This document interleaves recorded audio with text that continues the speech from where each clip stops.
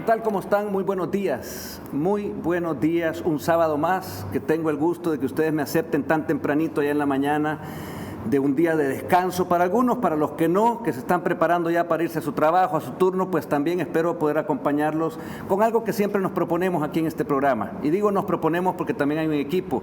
Tengo un súper equipo que me ayuda, un equipo donde surgen las ideas, donde están las propuestas, donde me ayudan a hacer que este programa le llegue a ustedes. También gracias a TVO, también gracias al equipo técnico de TVO y por supuesto a todos ustedes que están ahí siempre atentos, enviándonos por nuestras redes aquellas dudas, preguntas. Gracias por las felicitaciones también. Aprovecho, amigos de Canadá, porque me dijeron una vez, ¿por qué no nos dejas de último? Los saludo de primero. No hay un orden. En realidad, los salvadoreños somos salvadoreños de primera en todas partes, donde estemos. Estados Unidos, allá en Alemania, en España, en Sudamérica, en Argentina, donde nos estén viendo, también mis saludos. Este programa va para ustedes. Y este programa también se hace de una fibra. Y en el fondo es, digamos las cosas que se tienen que decir, señalémoslas. Digámosle no a aquella politicaría que en el pasado nos llevó a estar tan bajo, pero que ahora, gracias a ustedes también, como salvadoreños de empuje, estamos saliendo adelante. Esta mañana tengo el gusto de presentarles a un amigo, pero también a una persona que ha sido para mí parte clave en esto de que nuestro país salga adelante. Tengo el orgullo, tengo el honor y me alegra saludar al señor Dagoberto Gutiérrez. Dagoberto Gutiérrez es un dirigente político y social, licenciado en Ciencias Jurídicas de la Universidad de El Salvador, ex comandante guerrillero y firmante de los Acuerdos de Paz. Fue diputado antes de la guerra por la Unión Nacional Opositora de 1974 a 1977 y después de la guerra fue diputado por el FMLN de 1994 a 1997. Es el vicerrector de la Universidad Luterana Salvadoreña y ha escrito libros tales como La persona, la fe y la revolución, y nadie quedará en el olvido. Enfoca sus energías, experiencia y estudio al servicio de una agenda popular, política y ambiental. Estados Unidos tiene dos taras como imperio. En primer lugar, es el país que más debe en la historia del capitalismo. Esta es la primera tara. Y vos te puedes imaginar que ese que es el mayor deudor de todos los países capitalistas te va a dar consejos sobre cómo llevar la economía.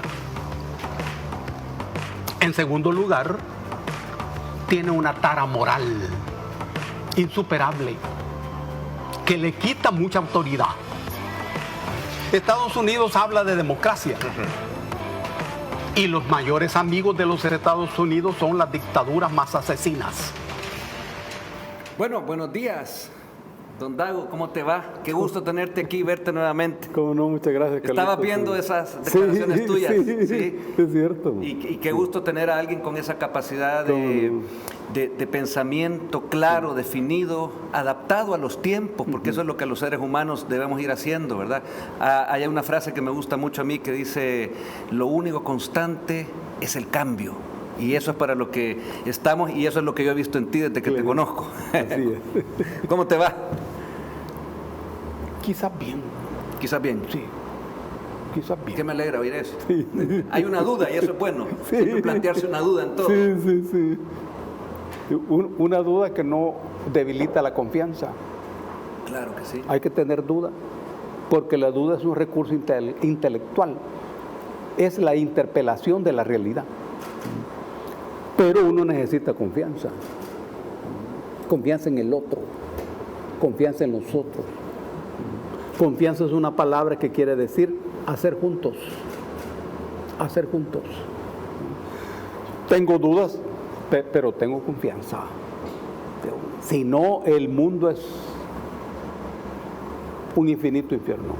La duda es un recurso intelectual. Por eso Jesús nos sancionó a Andrés. Cuando Andrés dudó del lanzazo en el cuerpo, pero le dijo, hombre de poca fe. Fe.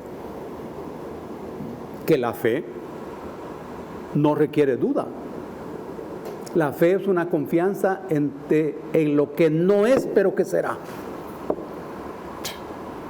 no necesita racionalidad ni bases, ¿no?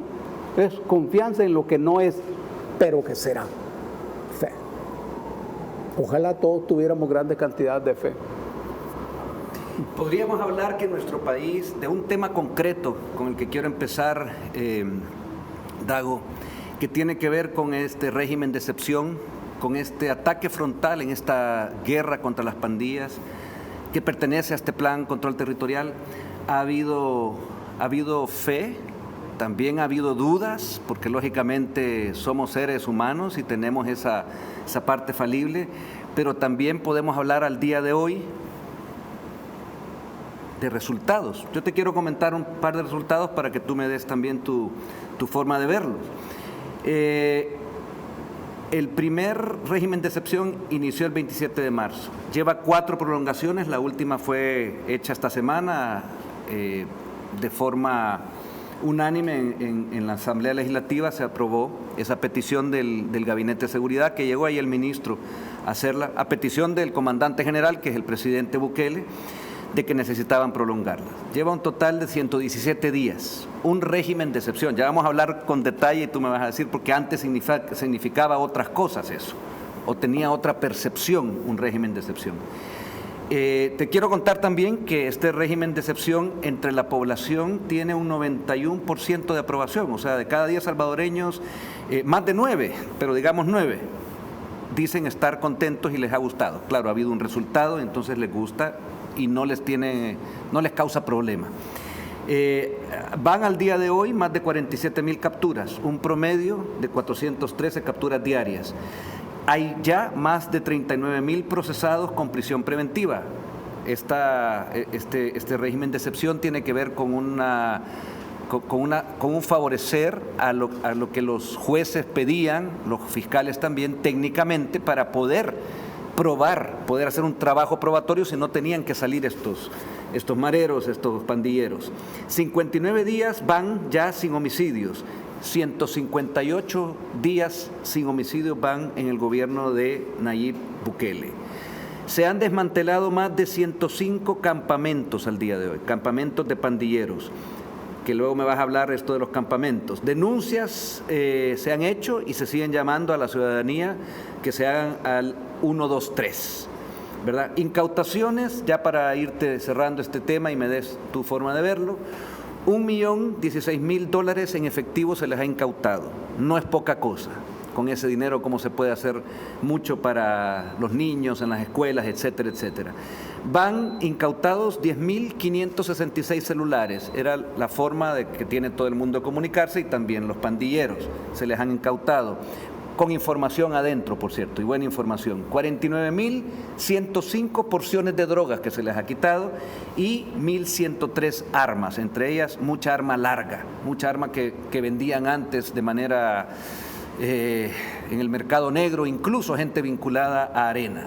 Y además se han incautado 1,314 vehículos que eran de las pandillas y que por una ley también y una ágil utilización de ella por parte del Ministerio de Seguridad, esos vehículos están siendo usados para combatir a las mismas pandillas. O sea, un efecto aikido, ¿verdad? La fuerza del enemigo se utiliza para reversársela a ellos mismos. En el caso de los vehículos se puede, en el caso de los otros no, porque tanto armas como drogas o celulares pues tienen que seguir un proceso dentro del prontuario de la justicia para hacer que estos pandilleros pues no queden libres nuevamente. Ese es el contexto, ese es el plano. Te dejo a ti con lo tuyo. A mí me parece que en estas coyunturas siempre hay dos maneras de ver toda la fenomenología. Una manera jurídica y una manera política. Uno entiende que el derecho es la organización jurídica del poder político. La organización jurídica del poder político. Y entiende que entre el derecho y el poder político hay una íntima relación. Y en esta coyuntura, los aspectos jurídicos funcionan. Claro, siempre esto está sometido a debate. a lucha. Porque en este momento hay una intensísima lucha de clases. Una verdadera escuela de la lucha de clases. Y toda la gente tiene oportunidad de aprender qué es eso. ¿Y quién es el mayor aliado del gobierno en este momento? El Diario de Hoy. ¿Cómo así? ¿Y quién es el otro gran aliado del gobierno en este momento? La prensa gráfica. A ver, contame eso. Porque en ningún momento, como en este, estos aparatos ideológicos están dedicados a mostrar lo que consideran ellos debilidades de la política del gobierno y a mostrar en sus páginas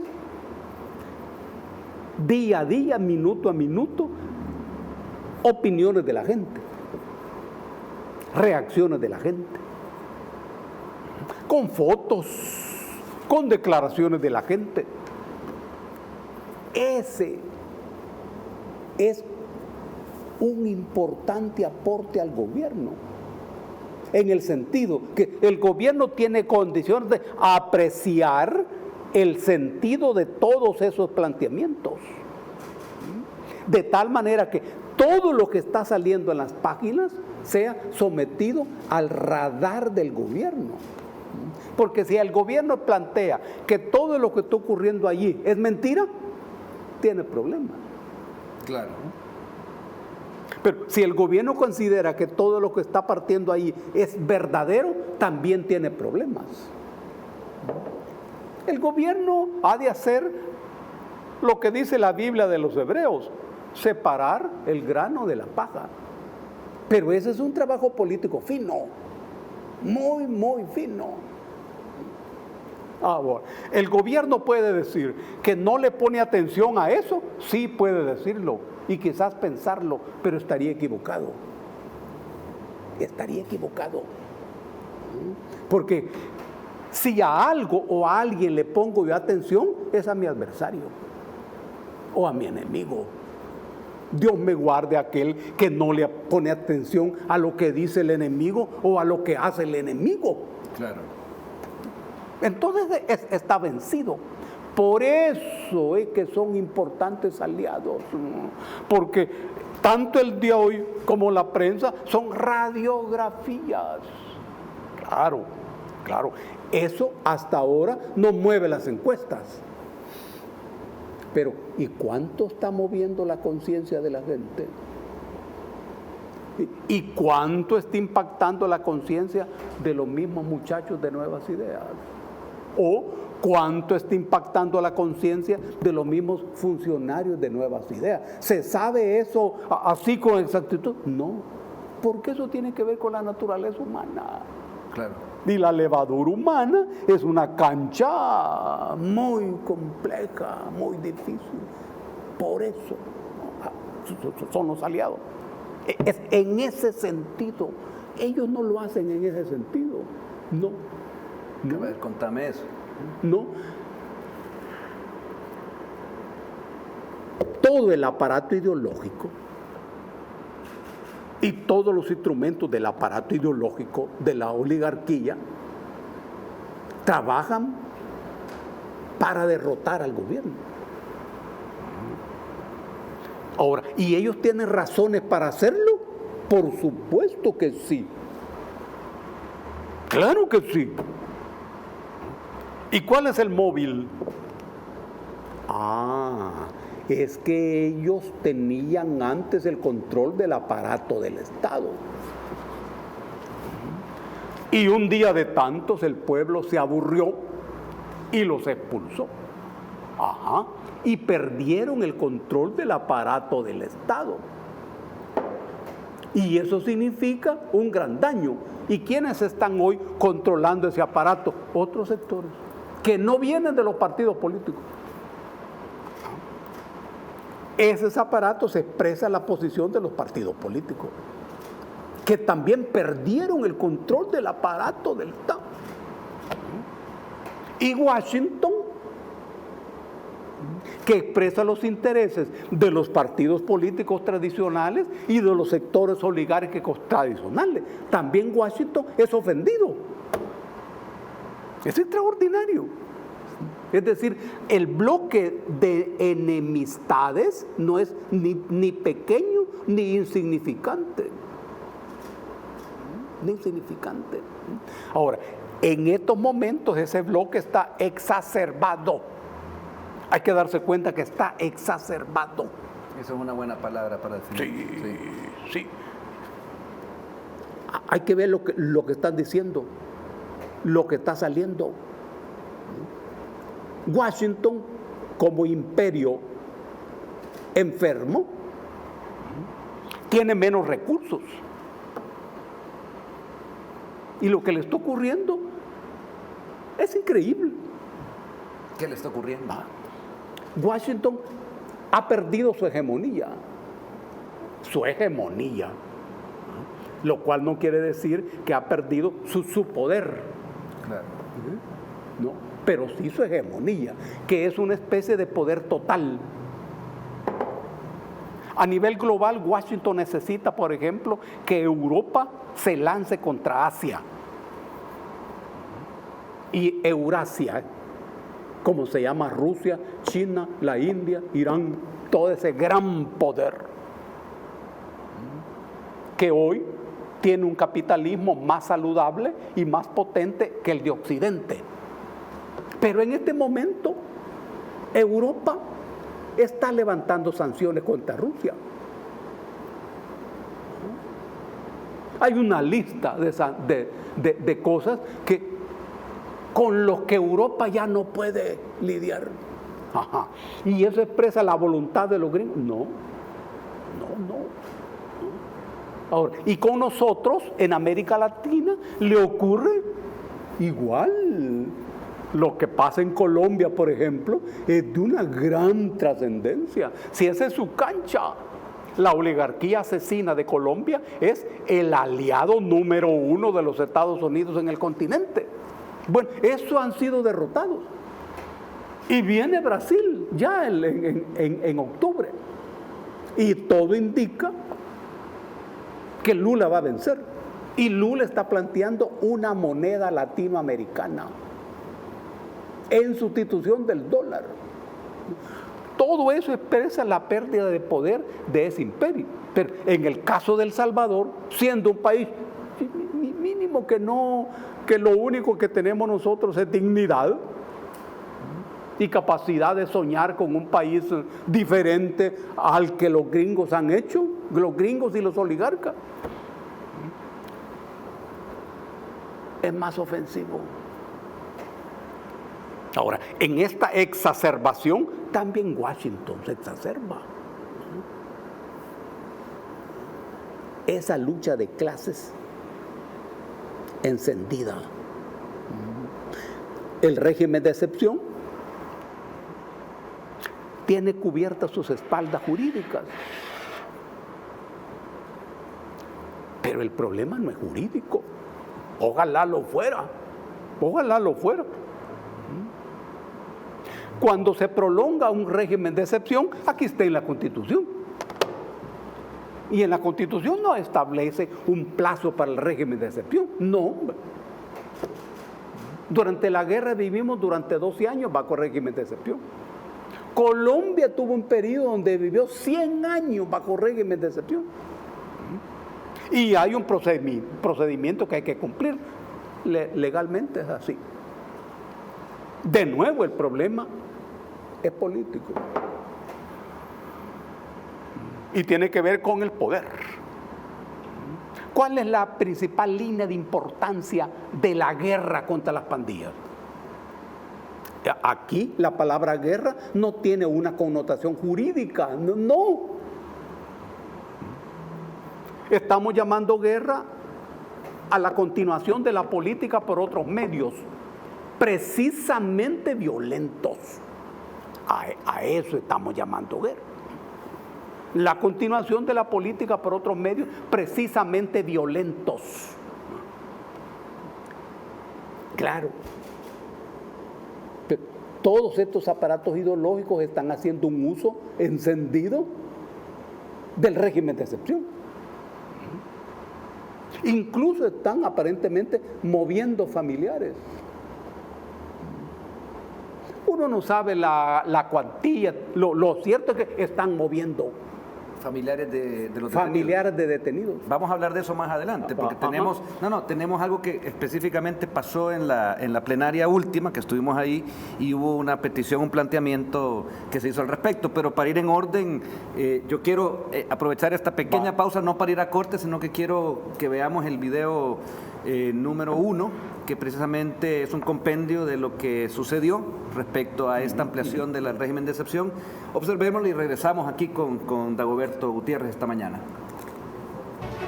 Nuevamente a la Asamblea Legislativa para solicitar una nueva prórroga del régimen de excepción por otros 30 días más. Los resultados que estamos dando como Gabinete de Seguridad, que a esta fecha arrojan más de 46,000 capturas de pandilleros terroristas. Está claro que la oposición, ellos quieren seguir generando el cuento de que hay capturas arbitrarias. No tenemos tiempo para estarle poniendo atención a todos estos opositores que ya por años se lucraron del negocio de la violencia homicida y que pretenden seguir con ese negocio. Lo más indignante, lo más bajero, lo más burdo, lo más tonto, escuchar a un diputado hablar y pidiéndote cosas técnicas, cuando esto no se trata de tecnicismo, se trata de vidas. Cobardes, cuando tuvieron la oportunidad de hacer algo por este país, no lo hicieron. Si comparamos las cifras del 2015 y las cifras que estamos teniendo ahora, estamos hablando de entre 900 y 1,000 muertos al mes, y que ahora el promedio está a menos de 1. ¿Cuántas vidas se han salvado con las acciones que se han tomado? Y eso es algo que no va a tener precio. Queda aprobada con 67 votos a favor la propuesta del Consejo de Ministros. Se prolongue el régimen de excepción por el término de 30 días a partir del 25 de julio del 2022.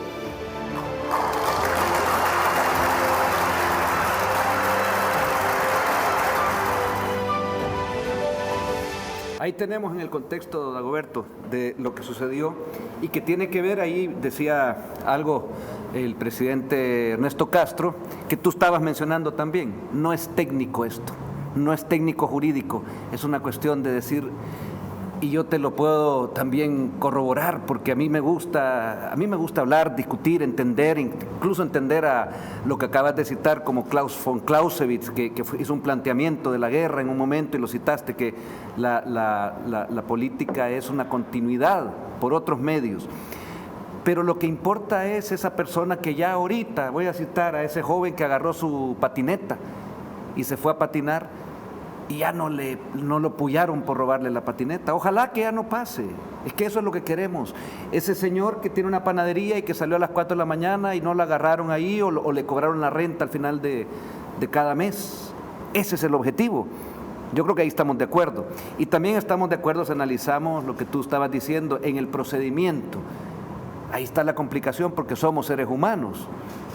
La complicación, pero no quiere decir que nos vamos a quedar lamentando porque algo es complicado, sino que vamos a tratar de resolverlo. Y yo admiro, y por eso he apoyado, el que un flagelo que teníamos ya enquistado desde años y décadas y mucho tiempo, como es la violencia, que se ocupaba como una especie de materia prima para lucrarse los que llegaban a ese poder y que tú bien decías, ya no lo ostentan.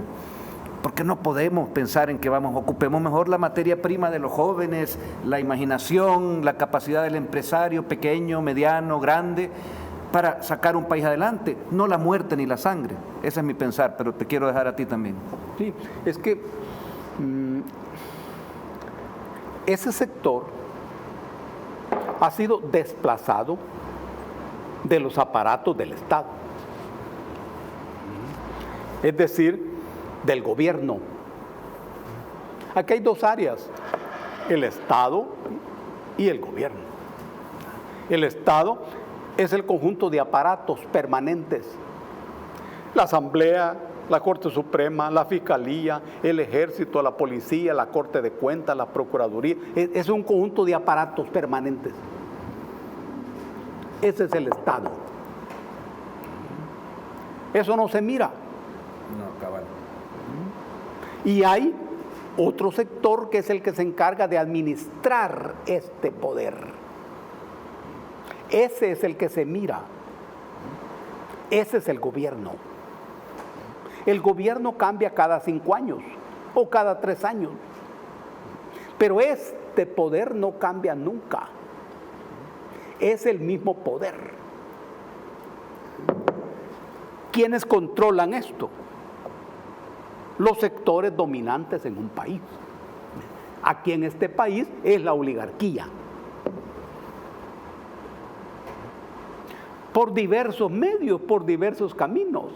Ahora, pero esa clase que domina necesita controlar también la administración, es decir, el gobierno. Eso es lo que han perdido en esta coyuntura. El poder lo mantienen los mismos sectores. Ellos controlan la economía. ¿Tú estás de acuerdo en que en el flagelo, en el negocio de la sangre, de la droga, de lo ilegal, había una economía paralela, una economía muy fuerte que a estos grupos que antes ostentaban ese gobierno, ese poder mediante los organismos conocidos y aceptados, ahorita son los que han quedado, por así decirlo, pongámosle su propio lenguaje, fuera del mercado? Es importante eso, porque en esta guerra hay varias líneas que son importantes.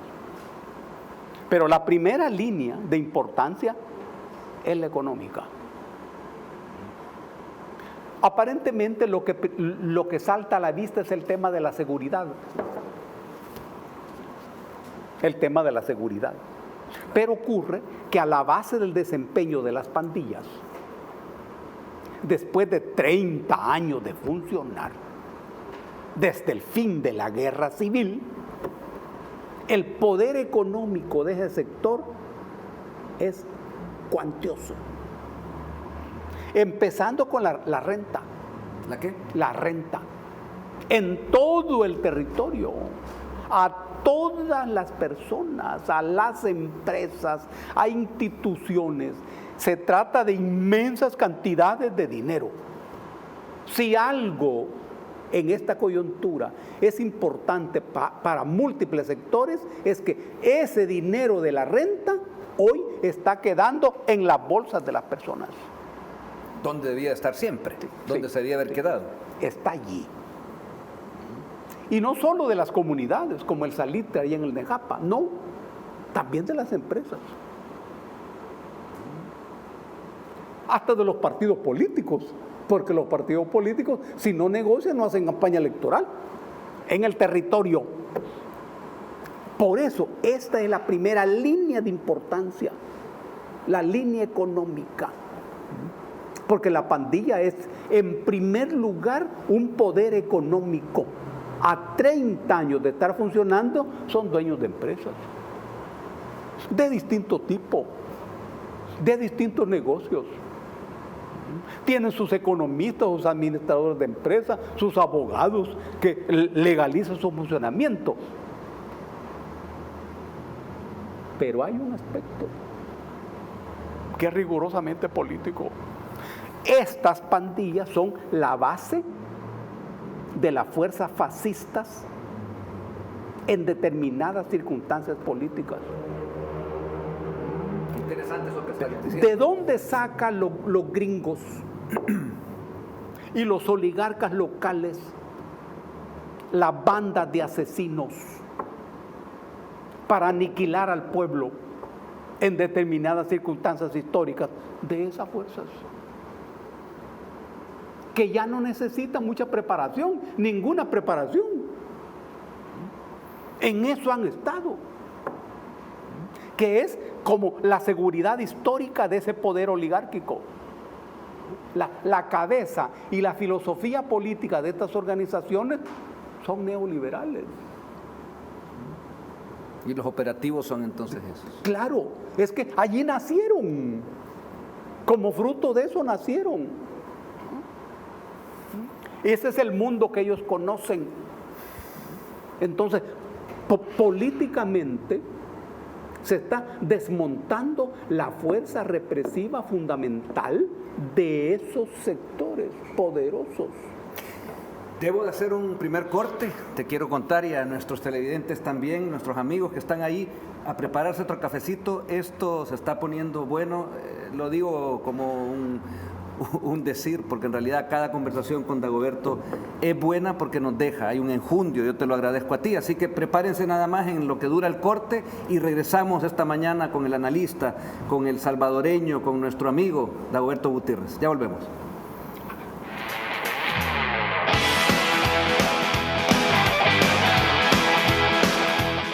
Bueno, volvimos ya, se prepararon su cafecito, yo tengo té hoy porque hay días que me dicen de mi equipo, no, café no, se va a alterar mucho, dicen. Y yo ya estoy no alterado, estoy muy emocionado de tener a Dagoberto Gutiérrez esta mañana.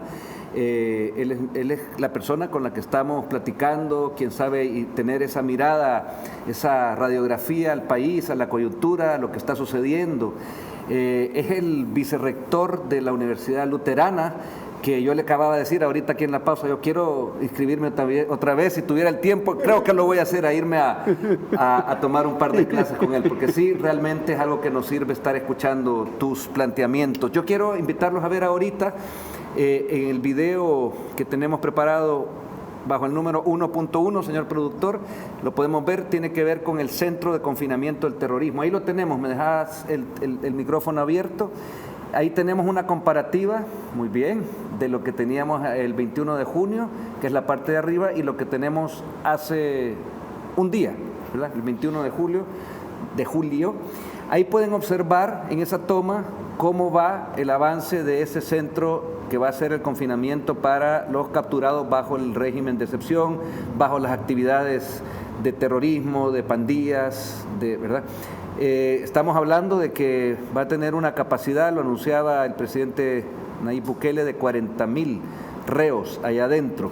Eso es el avance en un mes, y él decía en un mensaje el día de ayer que en 2 meses va a estar listo. Vamos veamos cómo está eso ahorita. Se hizo una toma rápida porque la toma original era a tiempo real, pero es tan grande este complejo, ¿verdad?, que tomaba mucho tiempo para ver la extensión, y ahí podemos poner, gracias al equipo de producción que hizo la comparativa desde hace un mes, y esperaremos entonces en un par de meses cómo va ese avance o cómo queda, ¿verdad? El hecho está en que, y es una realidad, Dago, que son más de 40,000 personas las detenidas ahorita, están ya bajo un proceso, o sea que deben seguir detenidas más de 30,000, y que no había un espacio para tenerlas ahí. Te dejo con ese tema. Claro. A partir de esa visión, hay éxitos en la lucha contra las pandillas. Uno no puede pensar que se ha ganado la guerra, porque la pandilla es un fenómeno con muchos rostros. Sí, lo que decía en sí, lo que anterior, ¿verdad? Claro, y que tiene su génesis no en las mentes de las personas, ni en las mentes de los jóvenes, de los muchachos y de las muchachas. Tiene su génesis en la estructura social, política y económica de esta misma sociedad, que está produciendo pandillas, minuto a minuto, segundo a segundo. Y la pregunta es, ¿y por qué los muchachos deciden incorporarse a una pandilla? ¿Y cuál es el móvil? ¿Qué es lo que los mueve? ¿Por qué se someten y aceptan los procedimientos para ingresar a una pandilla? Que son bastante rígidos y fuertes. Los exámenes, Allí hay razones objetivas de eso. Yo derroto la pandilla cuando aniquilo esas razones. Las razones. Sí. Sociales, políticas, psicológicas incluso. Emocionales. Todo eso. ¿Por qué los muchachos y muchachas hoy carecen de estímulos y de confianzas en la sociedad? Cuando uno mira a los emigrantes que van para los Estados Unidos, son jóvenes. Hay de todo, ciertamente, sí, como en todo, pero la mayoría son jóvenes. Hay dos cosas ahí. Uno, porque los emigrantes en toda sociedad son siempre los mejores de esa sociedad. Porque emigrar requiere audacia, valentía, inteligencia, decisión. Los que se van son los más valientes. Esa no es una decisión sencilla. Por ejemplo, los que deciden irse a pie. Es una decisión increíble y no son pocos. Y los que no se han ido no es porque no quieran, sino que no se han dado las condiciones. Ahora, ese territorio, que es la génesis del fenómeno de la pandilla, sin duda es el objetivo estratégico de la política del gobierno. El número de capturados es muy importante. Ese es el aspecto militar, que es importante. El aspecto operativo, que ha de ser exitoso. Pero la esencia es esto. Es decir, que pienso que la guerra contra la pandilla es de muy largo plazo. Justamente porque la pandilla es un fenómeno de largo plazo. Correcto. 30 años. No se puede acabar con una decisión inmediata. No, ni con un régimen de excepción. No, es que tiene 30 años. Y tuvo que ver con el neoliberalismo adoptado por Arena y por el Frente como filosofía política fundamental del nuevo gobierno montado, en donde la Fuerza Armada pierde su calidad de clase gobernante y es sustituida por una nueva clase gobernante basada en los partidos políticos. Estás hablando en aquel entonces. Donde nació la pandilla. En ese escenario nace la pandilla. Claro. Hoy, en este momento, en la medida en que el gobierno actual avance en la recuperación del Estado, que es algo que está haciendo, recuperando al Estado, en esa medida las aguas del neoliberalismo se tienen que alejar. Porque si yo recupero al Estado, limito al mercado. Y entonces aprendo a poner al mercado a mi servicio, como debe ser. Pues no, el mercado no es un invento de los capitalistas, es un invento de la humanidad. Correcto. Los capitalistas más bien ayudaron a destrozarlo en su capacidad natural. Pues sí. Pues sí. Primero aparecen los comerciantes, sustituyendo a los ganaderos. Y los ganaderos aparecen después que aparecen los agricultores. Y los agricultores aparecen después que derrotan a los nómadas. Porque el agricultor ya era sedentario. Entonces aquí la visión es de larga data. El abordaje del tema de la pandilla es el abordaje de la problemática social de la sociedad salvadoreña. Ahora, no es una guerra como la de la guerrilla. No. El motor de nosotros era un motor político. ¿Cuál era el problema esencial? La exclusión política. Correcto. ¿Quiénes éramos nosotros? Una pequeña burguesía intelectual. Pero la guerra fue una guerra de campesinos. Cuando se negocia, la parte lúcida de la oligarquía entendió que era la exclusión. ¿Y cuándo terminó la guerra civil? Cuando dijeron, háganse alcaldes, háganse diputados, háganse concejales, háganse ministros, háganse presidentes. Es decir, cuando eliminaron la exclusión política, ahí terminó la guerra. Aquí no. Aquí no. El motor es económico.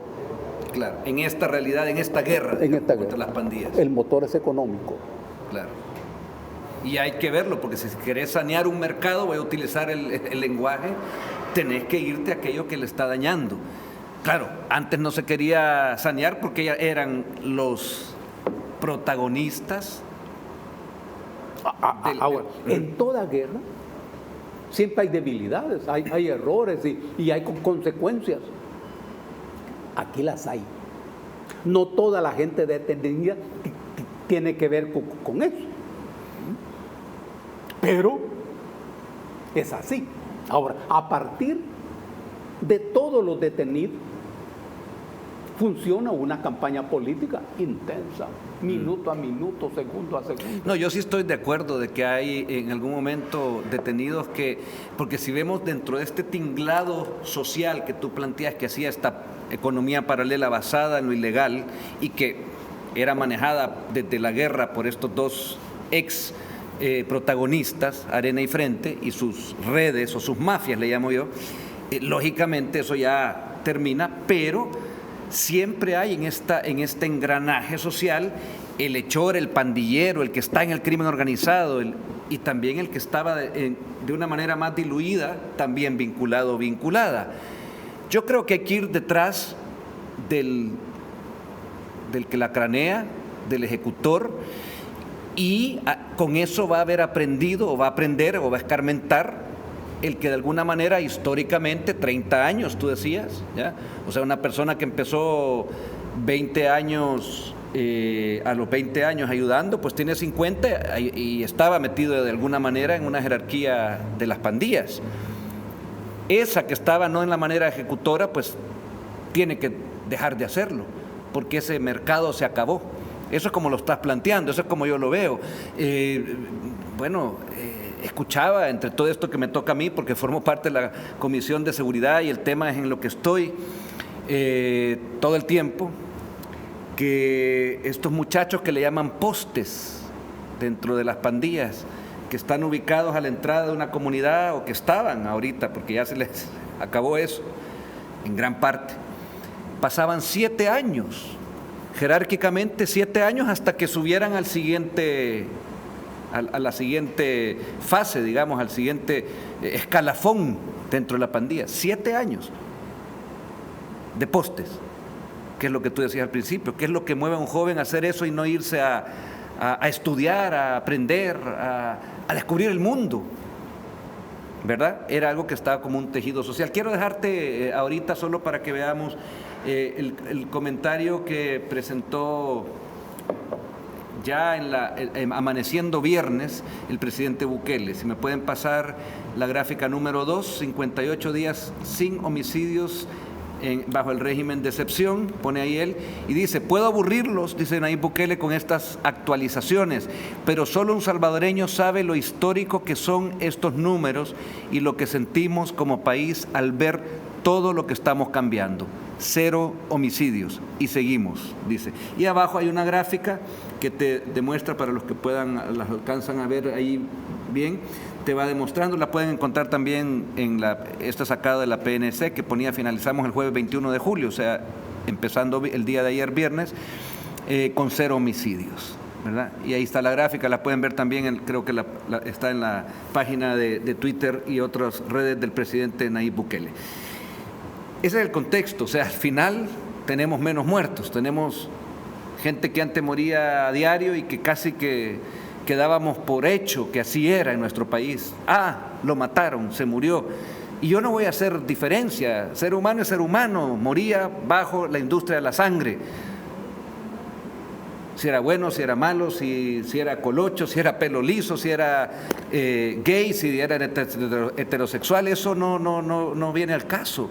Morían salvadoreños producto de esta industria de la sangre, que nada menos estuvimos viendo esta semana que hubo un ex dirigente de Arena, nada menos presidente del COENA, que no se ha esclarecido ahí bien el caso, pero aparentemente se suicidó porque él estaba involucrado en la venta de armas de manera ilegal, junto con un ex ministro de Defensa, Munguía Payés, que está pagando ya parte de una pena por eso, ¿verdad? Sangre, muerte, armas. Eso es lo que ya no.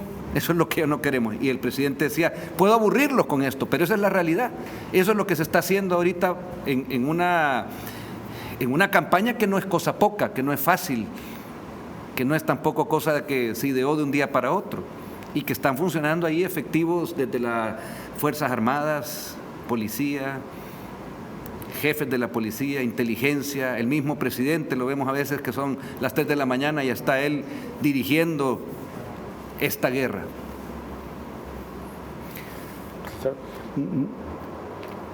Hemos definido la guerra como la continuación de la política por otros medios, precisamente violentos. Esto quiere decir que el corazón de la guerra es lo político. No es el fusil. No es el fusil, no. Es lo político. Tanto guerras pequeñas como guerras con gran follaje, es el mismo principio, es lo político. Aquí, si nos atenemos a la figura de guerra, entonces hemos de pensar que el corazón de esa guerra también es lo político. También es lo político. Y uno evalúa periódicamente el estado de la guerra. ¿Qué es lo que hacemos nosotros? ¿Qué es lo que hace el enemigo? Y los operativos del enemigo uno por uno. ¿Quiénes son los jefes? ¿Qué calidad tienen? Aquí hay una guerra. El corazón de esta guerra es político. Alrededor de la lucha contra la pandilla hay una intensa y completa y eficiente lucha política. Eficiente. Ellos están tratando de mover la sensibilidad de la gente, como nunca.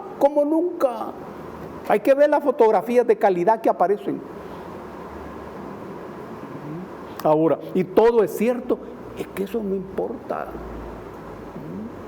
Porque lo que importa es que la gente crea o no crea. Crea o no crea. Entonces, esa es un territorio en disputa. Porque aquí ya no se trata de la lucha contra la pandilla, sino la lucha por la conciencia de la gente. Incluso de toda la gente, incluida la que es liberada del control de la pandilla. Si yo parto que la conciencia de esa gente está bien clara, está bien liberada, no es cierto. Es que la conciencia es la relación de mi cerebro con la realidad. Por eso, cuando yo pierdo la conciencia, lo que ocurre es que pierdo la relación con la realidad. Por eso la gente dice, perdió la conciencia o está inconsciente, porque ya uno no tiene relación con la realidad. Y esa es una lucha intensa. Y uno pierde la conciencia por un pequeño golpe. En realidad, eso ocurre las 24 horas del día. Y yo, que soy enemigo de lucho por controlarle la conciencia a Quisiera plantearte el siguiente tema. Dentro de esa lucha de conciencia que estás planteando, tenemos a unos medios que tú bien sabes son financiados, y yo también lo sé, por una injerencia internacional. medios y supuestas ONGs, digo supuestas porque, bueno, están dentro de esa definición, sí, quizás tienen el título legal, pero nunca les importó el bienestar de la población. Siguen lineamiento de esos financistas que tienen intereses neocapitalistas, neoliberales, ¿verdad? Una forma de llegarle, eso no cuesta mucho entenderlo. El que quiere, ese financista internacional que quiere que aquí se cambie de gobierno, para cuando llegue el nuevo decirle, no hombre, no te vayas a pedir pisto prestado allá al Banco Mundial, eso dice Soros, te lo presto yo más barato, pero lo que hace el señor Soros es invierte en poder hacer que caiga o se vaya el gobierno actual. Eso es lo que ha hecho siempre y en otros países. Entonces financia todo aquello que va a estar en desacuerdo con el gobierno actual, entre ellos medios, ¿verdad? Siguen esos lineamientos. Periodistas, por ejemplo, voy a mencionar los del Faro, como Paolo Luers, que son protagonistas de eso porque viven de eso también. Yo les llamo mercenarios de la información. A esos financistas internacionales pues les convenía o les conviene siempre tener a los países como el nuestro, como siempre emergentes. Es una forma elegante de decirlo, pero es quédense ahí, en un estado emergente, no emerjan. No funcionen bien porque se nos acaba nuestro negocio. Eso es lo que pasa. Te quiero invitar a ver el siguiente video, el número 3, por favor, señor productor, si me lo puede poner. Lo vamos a apreciar. Este no es un gobierno timorato o que cede a presiones ni internacionales, mucho menos a las presiones de los grupos terroristas, que dicho sea de paso, son las mismas.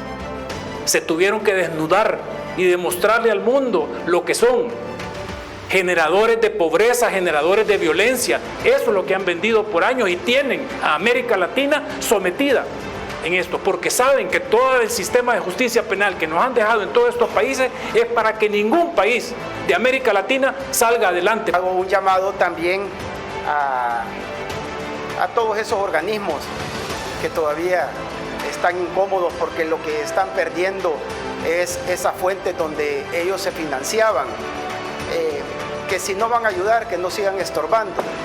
Ellos pueden seguir haciendo todo lo que quieran, pero las decisiones ya no las van a seguir tomando ellos.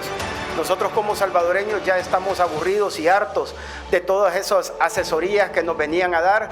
Lo bueno de estas coyunturas que estamos viviendo es que ahora ya queda claro quién está de parte de la población y quién está en contra de la población. Los salvadoreños de bien quieren que se mantenga esta guerra contra las pandillas porque ya durante años nos jorobaron la paciencia, nos quitaron vidas de gente que no tenía que morir por esos jueguitos politiqueros, que por más que traten de defender y de justificar y tengan sus padrinos de allá afuera, que no sirven para nada, porque El Salvador está demostrando que tiene una soberanía real. Y sí, vamos a seguir.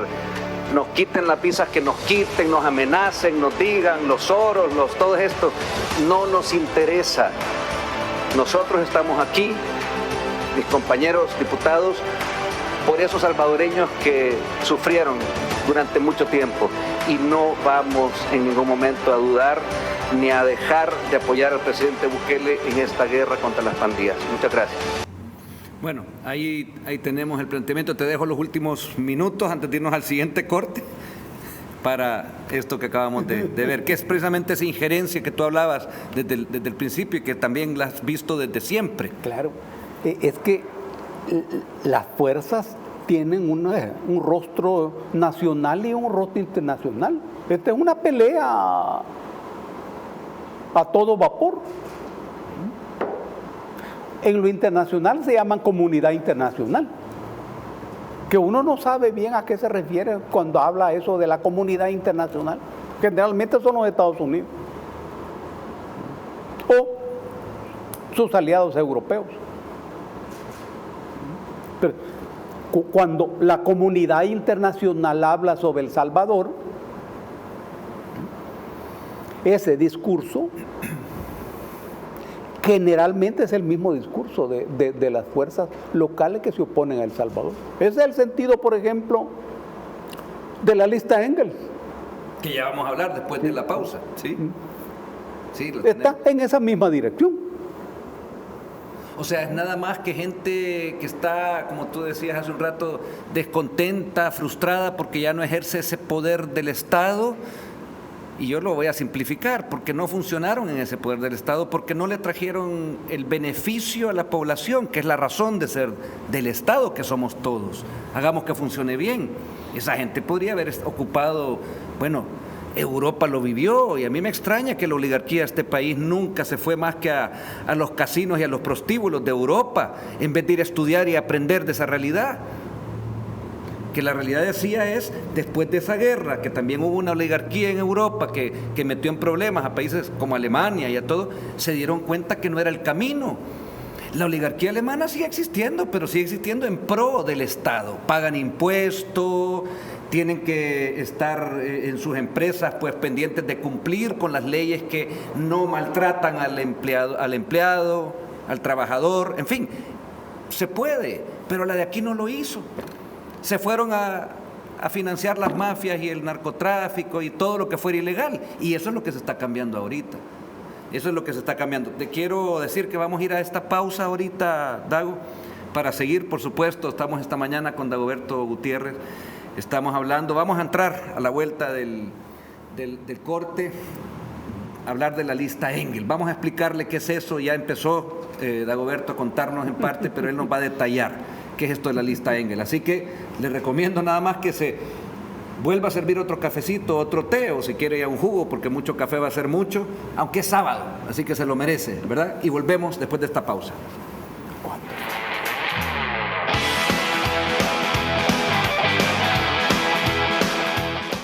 Bueno, estamos de vuelta ya en el último segmento, se nos fue el programa, casi queda todavía unos 25 minutos y estamos esta mañana con el analista, pero también el catedrático, el vicerrector de la Universidad Luterana, Dagoberto Gutiérrez, nos acompaña. Nos habíamos quedado, Dago, en el tema de la lista Engel. En la lista Engel, nada más hago el resumen y tú después me haces tu análisis, tu punto de vista. El Departamento de Estado excluyó de esta lista Engel,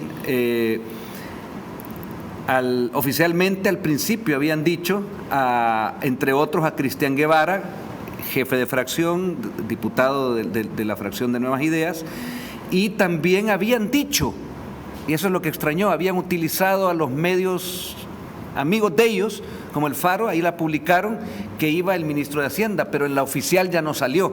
Ahí te estoy dando materia para que me digas qué es lo que pasó con esta lista Engel. Hubo más también, pero nos centramos en esto que te he mencionado.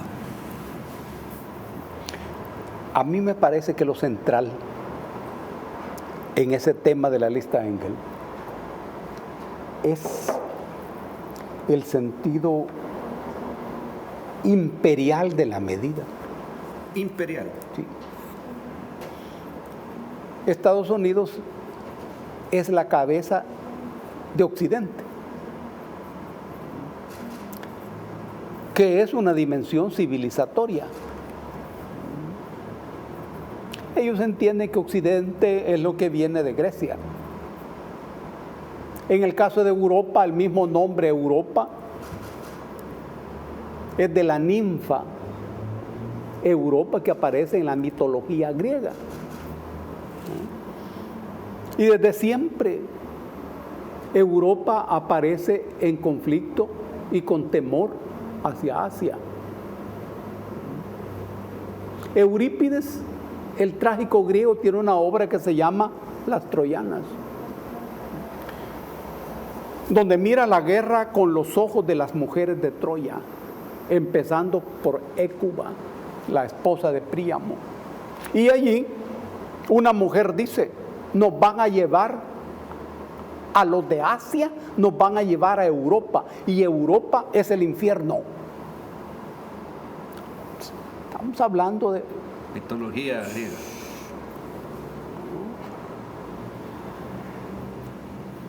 Ese es Occidente, prepotente, abusivo, guerrerista. Gente como nosotros no somos de Occidente, no. Tampoco somos del Oriente. Somos de la periferia. y somos una civilización periférica. Siempre lo hemos sido. Desde los tiempos remotos éramos periferia del Imperio Maya. Después, periferia de los toltecas. Después, de los aztecas, que era una gran civilización. Todas eran grandes civilizaciones. Nosotros no éramos parte de esa. Somos de la periferia. Entonces, los ojos con que miramos y entendemos las conductas imperiales corresponden a nuestro mundo periférico. Pero también nos damos cuenta que Occidente no tiene conciencia del momento que ha atravesado y que está atravesando hoy. No tiene conciencia. No. A Europa específicamente le cuesta mucho, a Alemania específicamente le cuesta mucho.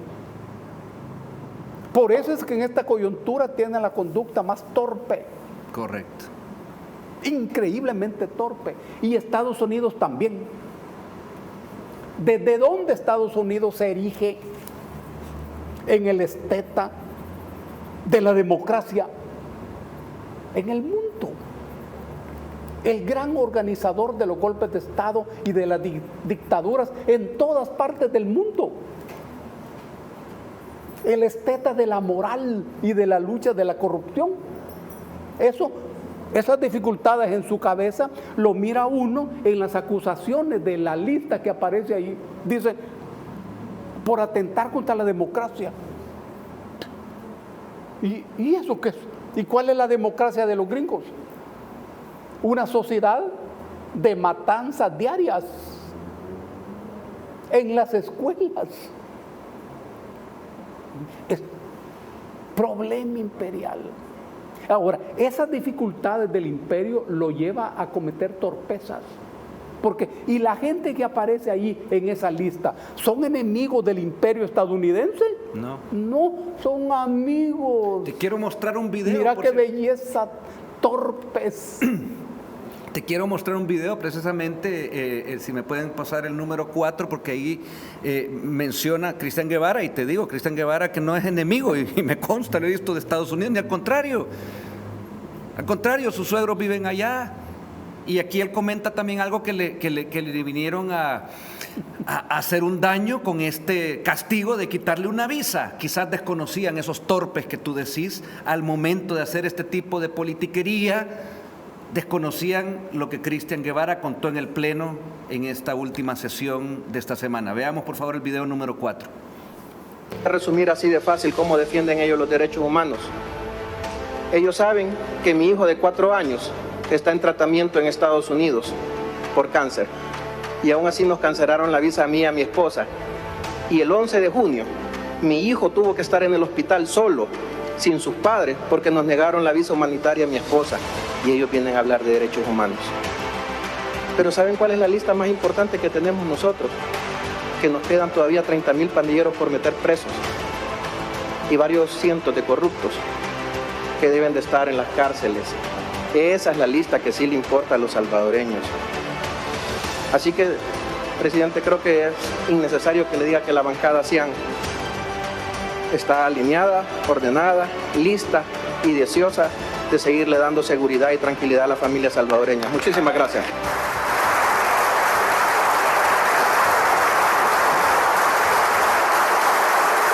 Yo quiero, antes de pasarte a dar la palabra, poner un mensaje que también tiene que ver con, mencionaste a Alemania como parte de esta torpeza, y quiero también pasarlo porque a Cristian se le quitó la visa, se le castigó supuestamente según esa torpeza que tú describías y que yo también estoy de acuerdo que es una forma correcta y certera de llamarlo, bajo un esquema que ellos decían antidemocrático. ¿Sabes por qué? Porque Cristian pasó, cuando se pasó el régimen de excepción, la petición que se aprobó de que todo mensaje, ya fuera manchando paredes, tatuaje, qué sé yo, transmitido por algún medio de las maras, las huilas y todo eso, fuera considerado ilegal, porque son mensajes de muerte, te llevan a eso, te llevan a muerte, a ilegalidades, a violaciones, a todo lo demás, es su forma de comunicarse.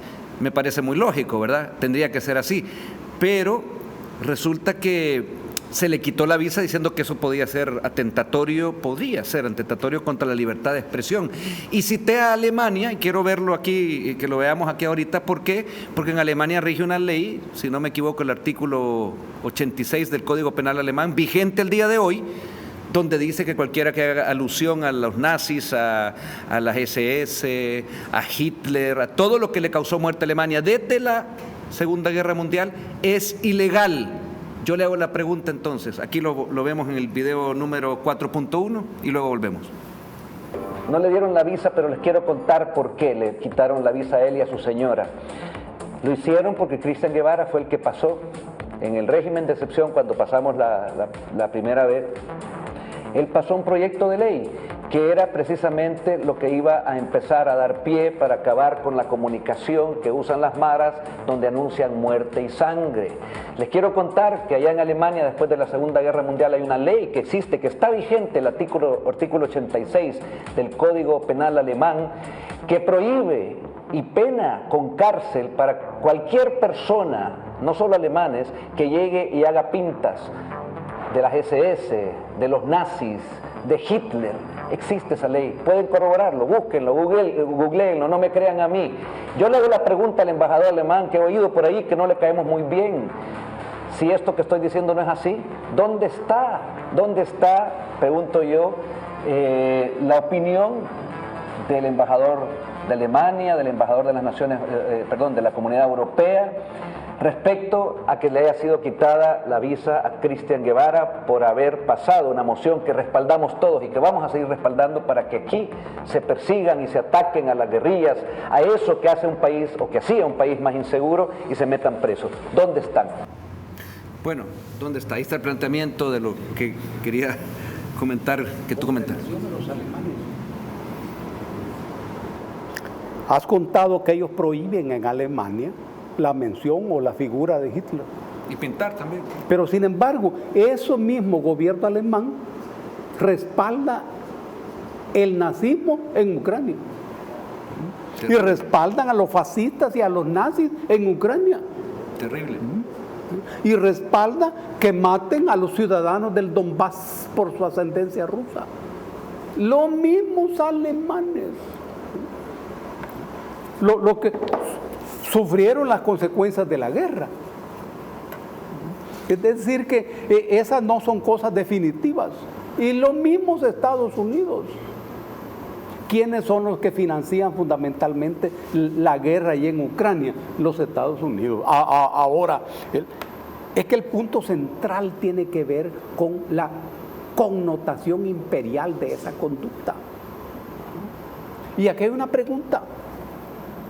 ¿Y qué delito ha cometido el gobierno del Salvador frente al imperio? ¿El gobierno del Salvador es enemigo de los Estados Unidos, del gobierno? No. ¿Qué es lo que hay que hacer para ser amigo del gobierno de los Estados Unidos? Porque hay, sin duda, abundantes razones para ser enemigo. Porque Estados Unidos trata a los gobiernos siempre como enemigos. Incluso a los gobiernos que no son enemigos. Así los trata. Sí, es la cabeza imperial, es la cabeza imperial. ¿Qué es lo que tiene que hacer el gobierno de El Salvador para que los gringos lo miren como enemigo, como amigo? ¿Y qué es lo que está haciendo para que lo vean como enemigo? Este es un misterio. ¿No me puedes tú ayudar a tratar de dilucidar ese misterio? Hay una dimensión local y una dimensión geopolítica. Es que localmente los Estados Unidos se basó después de la guerra popular en los partidos políticos. Los partidos políticos que controlaban el aparato del Estado eran de ellos. Cuando termina ese periodo y se monta un gobierno sin el control de esos partidos políticos tradicionales, hay una pérdida para Washington. Dos, cuando el gobierno de El Salvador inicia un proceso de recuperación del aparato del Estado, también hay una línea de confrontación con el imperio estadounidense, cuyo corazón es el mercado y no el Estado. Todo es negocio. Por eso en los Estados Unidos todo mundo puede tener rifles y fusiles en su casa. Y la organización más poderosa es la Organización Nacional del Rifle. Y ellos hablan de ¿cómo se llama?, de humanidad y de democracia. Que claro. Y tienen ese tipo de... Las grandes matanzas. Contradictorias. Exacto. En la medida que se recupere el Estado, habrá conflicto. Habrá conflicto. En la medida que recuperemos aquí nuestro Estado. El Estado. Ahora, y el gobierno de El Salvador, si quiere avanzar en la política de transformación de la sociedad y de beneficio de la gente, debe hacerlo solo a partir del Estado. Y la pandemia lo demostró a nivel planetario. El mercado fue ineficiente totalmente para ayudar a la gente a salir de la pandemia. En todos los países fue el Estado. Y aquí también el Estado, en esa medida, choca con los intereses del imperio. Pero además, en la medida que el país intenta liberarse de la coyunda del dólar, que es la base del poder estadounidense, no es su ciencia, no son sus mercancías, sino su moneda, que es el mayor invento que ellos han hecho.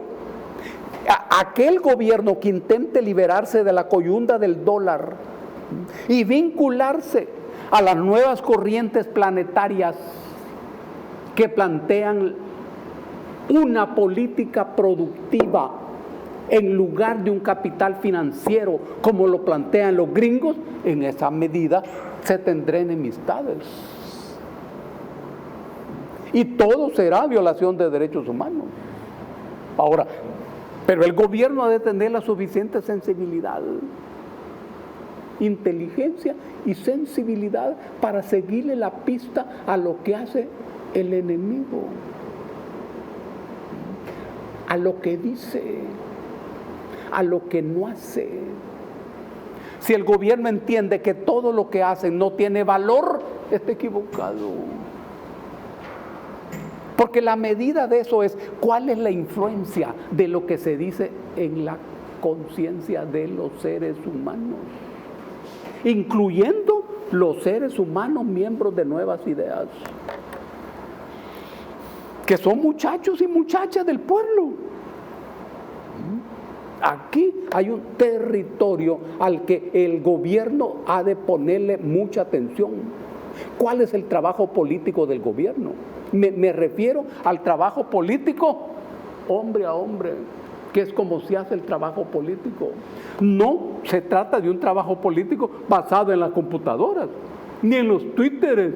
No, es que el trabajo político es cara a cara. Esa es la esencia, lo otro es una herramienta nada más. Una herramienta, en sus casas, en sus comunidades. ¿Cuál es la capacidad que tiene el gobierno de patear el terreno social de lunes a lunes, las 24 horas del día? Porque lo que está planteado es una disputa de la cabeza de la gente y del corazón. Vamos a pasar y te digo, la pequeña pausa que vamos a hacer es para procesar lo que tú nos planteas. Yo estoy de acuerdo contigo, no nos podemos quedar en las herramientas, esos son un medio, por eso se llaman así, hay que irse a lo esencial. Y lo esencial tiene que ver con las personas, con el sentir, con invitar a los jóvenes a explorar y no solamente quedarse con lo que les dicen. Yo siempre le decía a mis alumnos, no esperen a que les ofrezcan la silla, siéntense y empiecen a actuar. En una forma metafórica de decir, hay que hacer cosas. Y yo por eso admiro y apoyo a un movimiento de jóvenes, porque en mi juventud, pues, no pudimos tener eso. Ahí teníamos esa presión mucho más fuerte. Antes no se podía hablar de Estados Unidos, tú lo sabes mejor que yo. No se podía dar una opinión de alguien que consideramos nuestros amigos, sin que te cayera, no sé, la CIA o un montón de esos que ya quedaron para cuentos de guerra y películas. Yo por eso les digo a los del Faro, ellos tienen buena pluma, escriben con un estilo chivísimo, que se vayan a hacer guiones de Netflix, porque para eso sí sirve. La realidad es otra, y es la que se está urdiendo y haciendo mediante un esfuerzo, como tú también observás y planteás. Quiero contarte rápidamente, te cuento que el FMLN hizo un planteamiento de darle 3 millones a las familias de los pandilleros, que iban a ser, según ellos, puestos de una manera equitativa. Ahí está el planteamiento, no pasó esa moción. Tú mismo dijiste esta semana en una entrevista que el gobierno no le compete solucionar la situación económica de las familias de los pandilleros capturados, que eso significaría darles un premio. Cortitamente, porque tenemos otro tema antes de que se nos acabe el programa. Es que la disputa de los corazones no es la pelea por la racionalidad, no. Se trata de aprovechar esa circunstancia. Esas familias dependían de los montos de la renta de las pandillas y hoy no tienen ingresos. Pero además hay otras familias que consideran que la detención de su hijo, de su hermano o de su marido es injusta. Eso es lo que ellos están trabajando. Esa sensibilización que tú hablabas hace un rato. Claro. Y entonces el gobierno aparece ante esa gente como injusto. Claro, eso es como se quiere hacer quedar. Exactamente. Bueno, no es que hemos acabado el programa, pero siempre hay una última sección. Yo quiero agradecerte por lo que hemos hablado y en una forma de respiro siempre terminamos con el tiro al plato. Así que vamos a hacer el tiro al plato a Dagoberto Gutiérrez. Siempre le tenemos preguntas ahí listas. ¿Te gusta eso? Porque son preguntas ahí al tiro de un solo y las responde como la siente. Tiro al plato con Dagoberto Gutiérrez.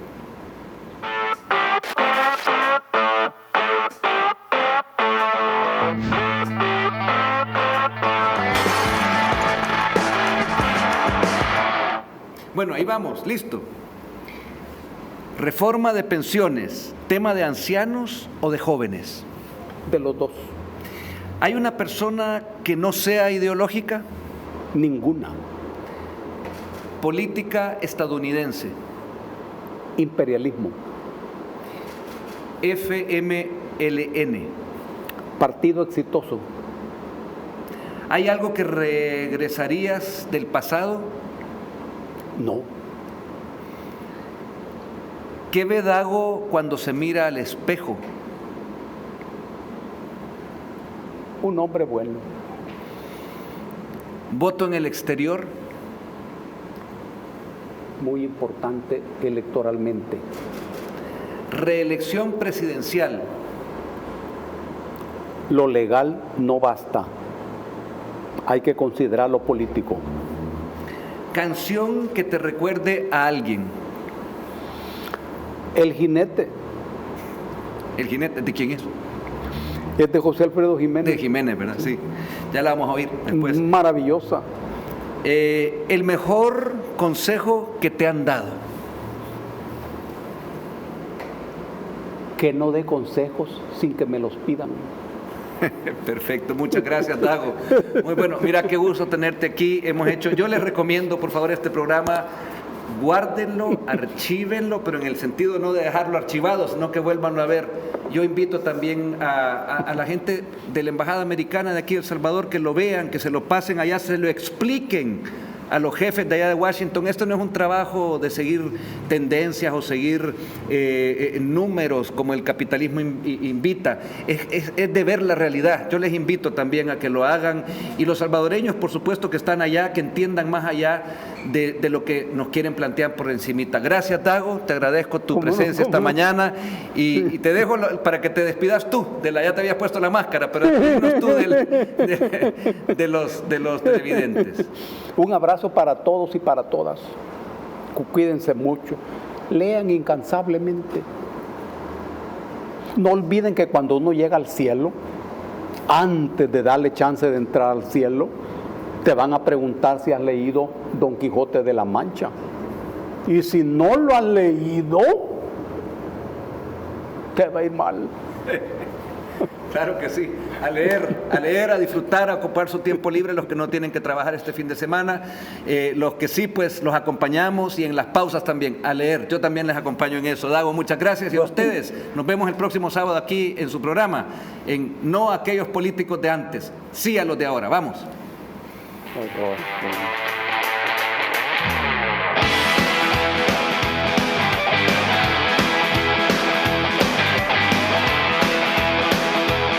Los conceptos vertidos en este programa son responsabilidad de quien los emitió.